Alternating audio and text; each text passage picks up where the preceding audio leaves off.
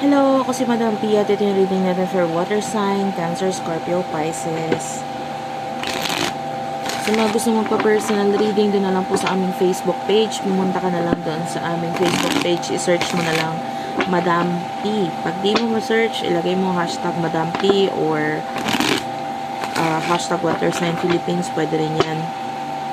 Meron tayong special channel for special channel for water sign Philippines. Please do check it out.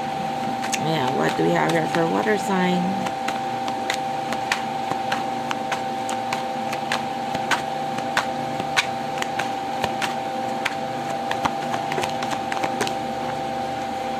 You do have here the Chariot,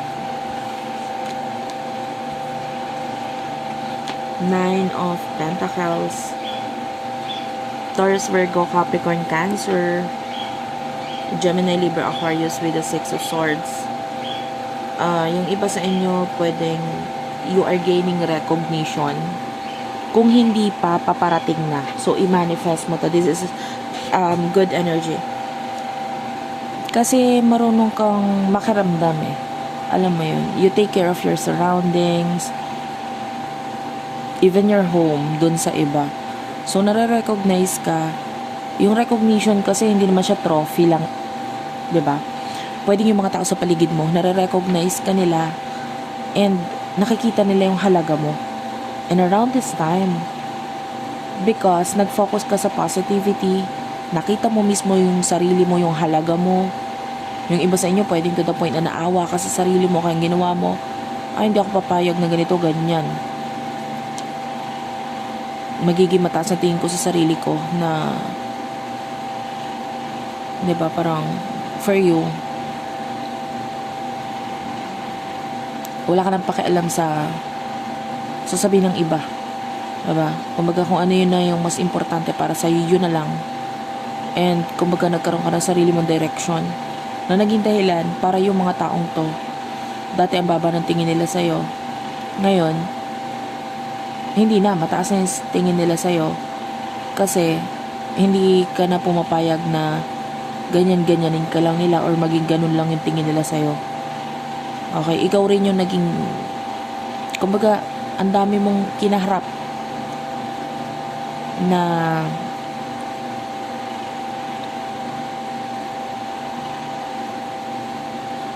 sabihin na natin, madami kang kinaharap na na pagsubok na naging dahilan para yung mga taong to masabi nilang, ay nakaya niya yun, ang galing naman niya, ganito, ganyan. Sino yung person na kakonect mo? For water sign. You do have here the 2 of Wands, okay? Aries, Leo, Sagittarius, Gemini, Libra, Aquarius energy. Pag sinabi ko yung zodiac sign, energies lang yan guys, ha? At hindi yung pinaka-zodiac sign mo or nung partner mo. Okay. Or yung person mo. O, may plano siya ngayon. The 2 of Wands and the King of Swords. Maybe may kinalaman sa career niya. At hindi siya magkakaroon ng plano na ganito kung hindi siya nagkaroon ng problema, no? So, parang may nag-push sa kanya na magplano, na gumawa ng action regarding career kasi parang hindi nagiging okay sa kanya yung career niya ngayon. And etong person na to, gusto niyang maging mas maayos ngayon yung career niya. Kaya gagawa siya ng paraan para mangyari or magawa yon. Nagka-problema siya and yung stress na ito nagdulot sa kanya para i-push din yung sarili niya. May mga taong iniiwasan or nilalayuan siya ngayon. And it could be kasi nakakasagabal or nakakagulo ito sa kanya.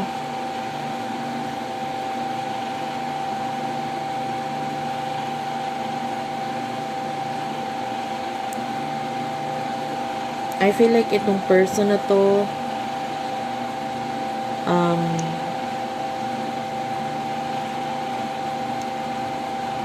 magaling siya magaling siyang tao.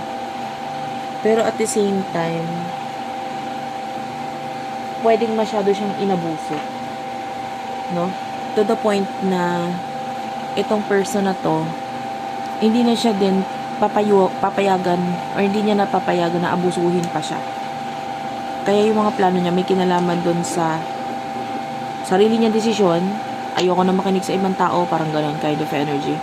Kasi yung iba, pwedeng yung person mo dati na mamanipulate siya, kung anong sabihin sa kanya, kung anong isuggest sa kanya, opinion sa kanya, yun din yung gagawin niya.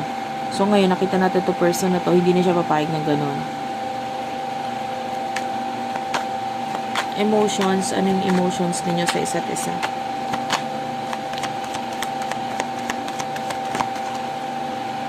You do have your the Tower, King of Pentacles,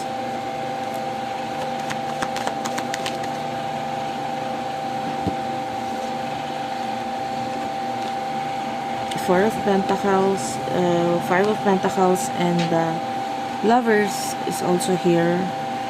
The Tower pwedeng nag-end na kung ano man yung iba yung mismong relasyon ninyo or connection ninyo. Kung walang relasyon, connection. Yan. So, yung feelings mo para sa kanya, parang medyo nawala na. And with the King of Pentacles, sabi ko nga, nag-focus ka na lang sa sarili mo, sa halaga mo, and pwedeng hindi niya binigay sa iyo yun in the past. Four of Pentacles, na problema siya ngayon. And nakita niya rin na with the Five of Pentacles, parang financially medyo may mga struggle siya dito eh. And there's this partnership or relationship. Doon sa iba na meron pang partnership at relationship. Nandun yung partnership at relationship, pero mas more on kasi may obligasyon. Pero yung love, hindi ko na nararamdaman dito. Mas more on nakikita na lang natin na iniiwasan lang ngayon yung mag-isa or mapag-isa kung may relasyon ha. Kasi hindi yun makakatulong eh. Kumbaga in the past or pwedeng present moment, kahit ganyan yung sitwasyon ninyo na wala yung love, nandun naman din yung pagtutulungan. Diba? So yun, yung parang yun na lang yung pinanghawakan dito. At least nagkakatulungan naman tayo, gato ganyan. Okay na lang rin. So, what will happen in the near future for the both of you?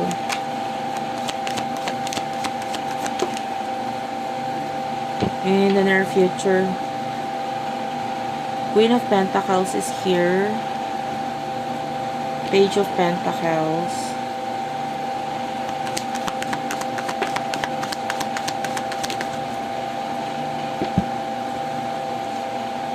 The Star and the Three of Cups. Ganito. If you are partners, no? Lalo na with the Two of Pentacles energy. Dumadating kasi talaga sa point ng buhay ng magkarelasyon or magpartner na nawawala yung love eh. Dumadating yon. Lalo na yung mga matatagal na magkarelasyon na. So, I feel like, lalo na with the Page of Pentacles, this is regarding child or children. Queen of Pentacles, dapat nag-grow kayo as a person or as an individual. Tapos nag-grow din yung relationship. Kahit nawawala yung love, okay lang. Kasi pareho ninyong ma-achieve yung mga kanya-kanya ninyong pangarap as an individual. At yung mismong pangarap ninyo sa pinaka-relasyon or connection ninyo. The Three of Cups, tinikita natin wini-workout ninyo dito eh. Partnership, nandun na. Relationship, nandun na. Winner workout na yan. So, ano yung sumusunod nung winner workout dito? Yung friendship. Na mas nakakatulong para dun sa relasyon ninyo. Kahit mawala si love, nandun yung magkaibigan pa rin tayo eh. Iba pa rin yung pakaramdam kasi I feel at home. I feel happy with you. No, nawala man yung love, pero nandun yung masaya tayo kasi everyday nakikita tayo or everyday may connection tayo, yung iba na long distance, ano? And the Star is here, so both of you is still nagkakaroon kayo ng mga pangarap sa bawat isa. And the Two of Pentacles is here. This is, ito katulad ng, well, I see the Two of Pentacles as parang yung training wheels sa bisikleta, no? Sa batang nag-aaral magbike, meron niyang training wheels sa magkabilang gilid. At hindi pa pwedeng isa lang yung nakalagay. Kailangan pares yon. The more na magkasama kayo, the more na mas marami kayo natututunan, pinagdadaanan. And ito yung mahalaga. Diba? Sometimes, yung pag-i-stay sa relationship or sa connection, kahit wala yung love, is matatawag na ring love yun eh. Kasi, hindi na to parang mamahalin kita habang buhay. Hindi na ganun eh. Parang ang term na or ang connection ninyo, parang pipiliin kita araw-araw or pipiliin kita habang buhay. Ganun yung energy, which is mas masarap pakinggan. Diba? Or mas masarap kaysa yung mamahalin kita habang buhay. Kasi ganun din yun eh. Pag pinili mo isang tao, araw-araw, pinili mo siya, kahit ganyan na nagkakaproblema kayo, nagkakagulo kayo, masasabi pa rin nating love yun eh. Diba? As long na, guys, as long na hindi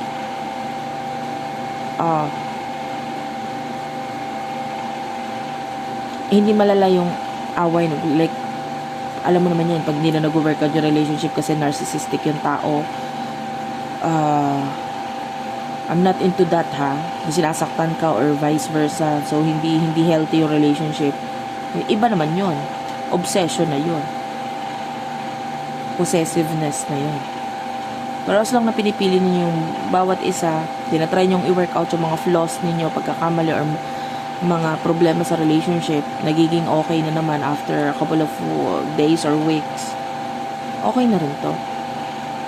Ha? So thank you for watching guys. I love you all and bye-bye.